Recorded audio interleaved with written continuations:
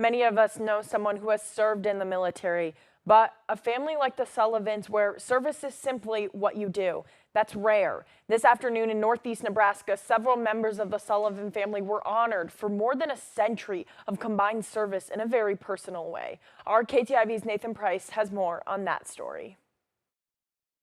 Family reunions, like the Sullivan family reunion that happens each August here in Martinsburg, Nebraska, is a time where family can come together and celebrate the connections and love that they have for each other. And this year, the Sullivan family celebrated a special connection, one rooted in service and love for our country.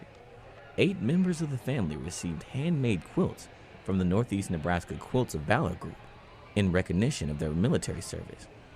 The group says the ceremony was unique, as it's perhaps the most quilts they have presented to members of the same family at one time. An additional quilt, one of appreciation, was given to Jo Sullivan, who, even though she never served in the military, has a special connection with the 8 Quilt of Valor recipients, 5 of them being her children. Sullivan says she and her late husband, who also served in the military, never pressured them to enlist, but rather raised them with a love for their country and a commitment to service in whatever way they chose. It was just awesome. I've never experienced anything like this before. And I think for the kids, we're not used to receiving things. They're used to doing and giving. So it was a little bit different for them, but it was just amazing.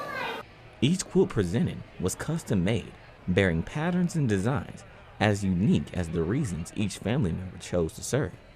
For Jo, they represent a family legacy that she hopes serves as an inspiration for the next generation. I would hope that it shows them that, to be proud of your country, work for it, and, just keep on going.